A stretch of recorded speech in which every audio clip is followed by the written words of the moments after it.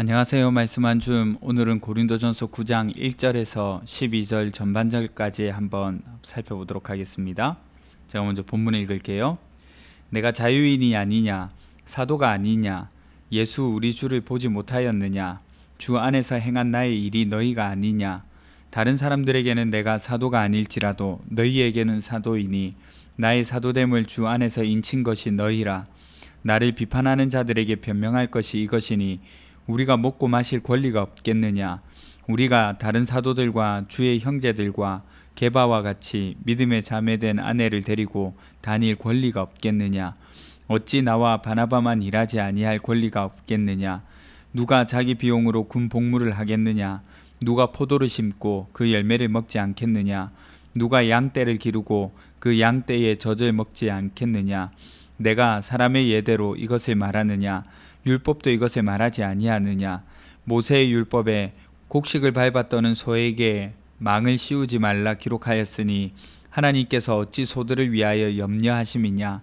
오로지 우리를 위하여 말씀하심이 아니냐.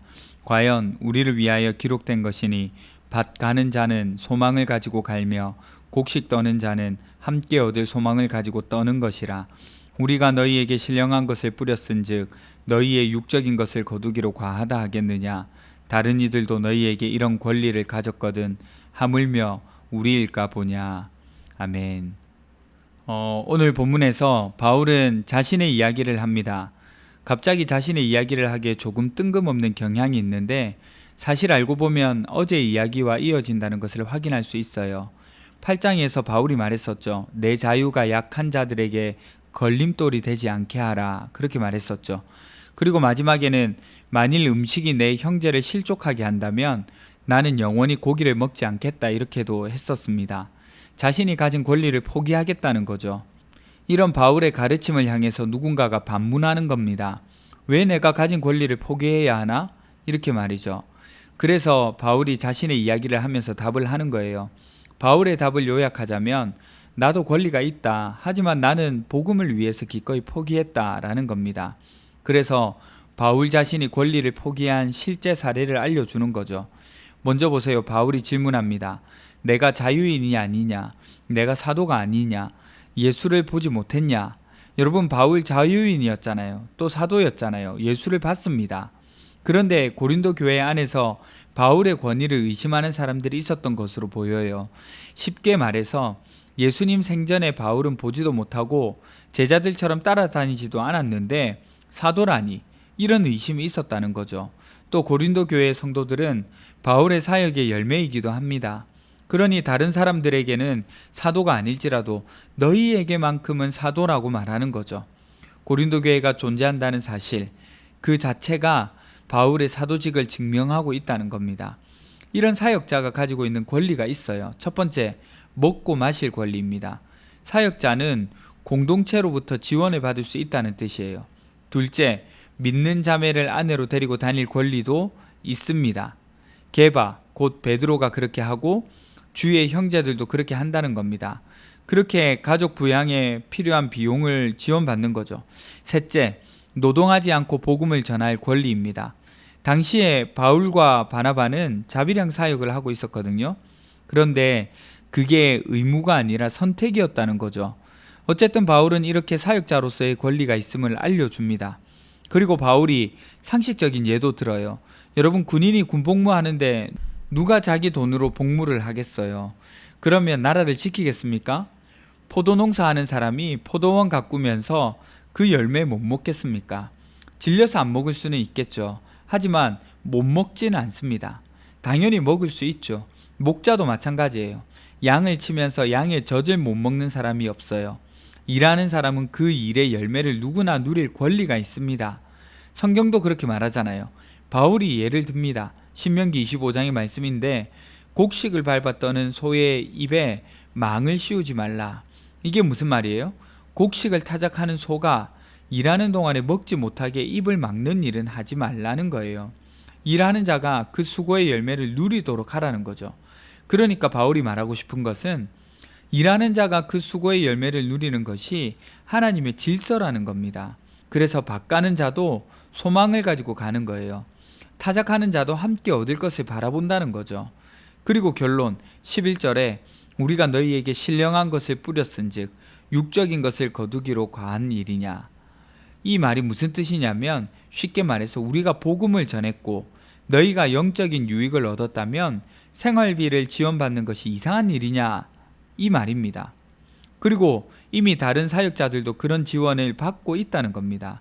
그래서 사도는 지원받을 권리가 있고 사역자는 생활비를 받을 권리가 있다는 거예요.